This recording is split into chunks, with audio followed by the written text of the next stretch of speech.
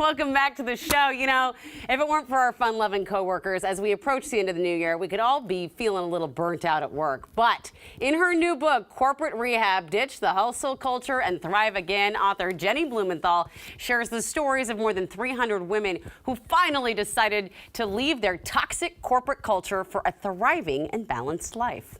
I don't think it matters what level of the corporate ladder you're on. It's something that we all deal with. What inspired you to take on corporate hustle culture? Well, thanks for having me, Amity. I couldn't agree with you more. What inspired me was really my own experience. I spent 20 years in corporate America and climbed to the top of the ladder, and on the way really experienced my own hustle culture. And as I looked to get out of corporate America and do something different, I really wanted to look back and understand what kept me trapped so long. And the research I did really let me understand that it's the hustle culture. I gathered 300 women's stories from all across corporate America. And I found out that I wasn't alone, that we all suffer from a bit of this addiction to the hustle culture. Do you think that when we went through the pandemic and we started to realize, A, how precious life is, and B, how much our home life mattered, that we started to really kind of take a different view of the corporate hustle and the typical jobs that we should be following? Yes, I think that actually gave us a real chance to stop and get really quiet. And I think that's really what shone a big spotlight on some of the things in our lives that we had added over time that we no longer wanted to do, or things that gave us a chance to say, I want more life in my life when the world stopped. So I definitely think that gave us a chance to just pause. And sometimes when we pause and we get really quiet, we have answers to some of the questions we've been running from if we get caught up in the hustle culture. So true. When we take time off work to try and relax on the weekends or go on a vacation, it is so easy to slip back into the work mode or that work mindset. Is that feeling that we are always needing to be on, is that an addiction? It is. And actually what I found is the hustle culture is at the bottom of that. And it could come from all kinds of places and experiences that we've had over time. What's really happening is our nervous system is craving at a cellular level this constant pace. And it's what we've become addicted to because it's familiar, but that doesn't mean it's good for us. And so just like anything else, giving us a chance to kind of pause and reset that a little bit and deciding consciously what pace you want to live at is really part of what's required. How do you start? I mean, how do we start breaking down that addiction? Well, I actually built a whole framework for this because when I pivoted out of corporate, there was no roadmap for me. I wanted the vulnerability and the excitement that Brené Brown brings, but you do that in a Jeff Bezos world.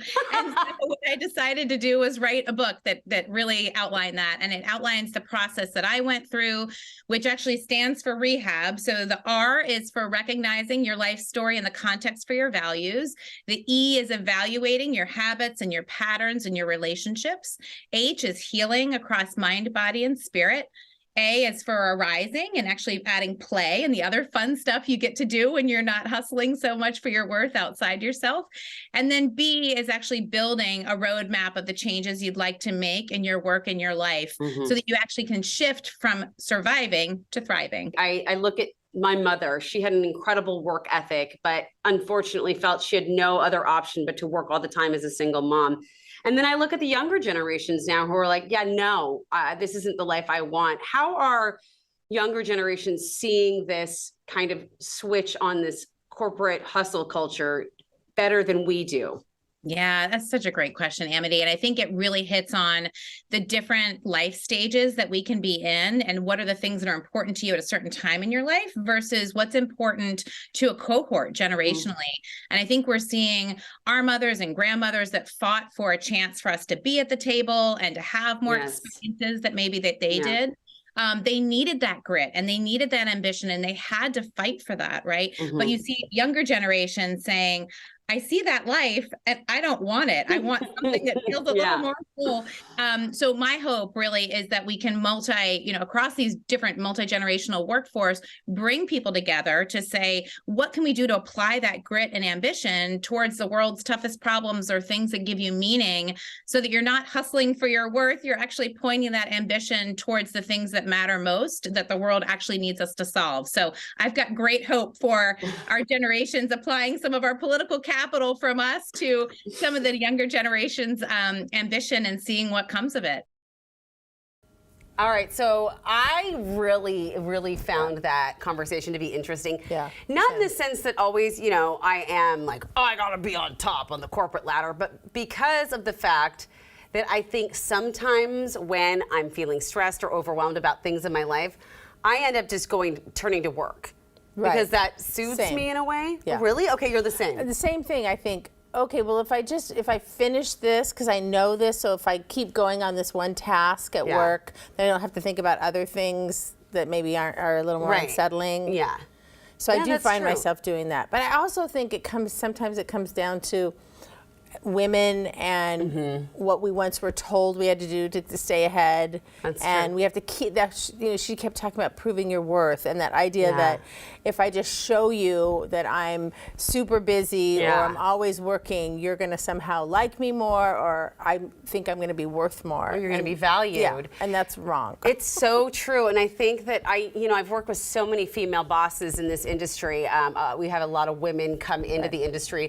Unfortunately, as money went out of journalism, men left. Right. And more women were given the opportunity. But I thought the thing that was really interesting and what I've noticed is that the women I've worked with, at first in these early careers, were very, very afraid to say they were wrong. They weren't able to admit that, I maybe was wrong in this decision or the way I treated you. Okay. And I think that's a lot of it too, is this hustle culture with women is like, you better not be wrong.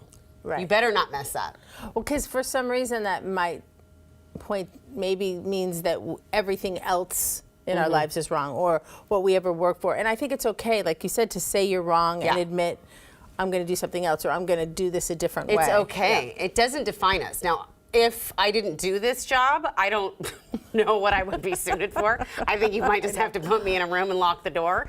But there is some of that. There is some of that. What else can I do? What else can I do? But we all have this value. And I know that sometimes I think that too. I think everyone thinks, what am I? I'm just this. The way we assign value to ourselves is really kind of dangerous to our souls. That's so true. Going forward, so I like you. I like you, and so does everyone. We love you. And gosh darn it, Susie, people like you. All right, well.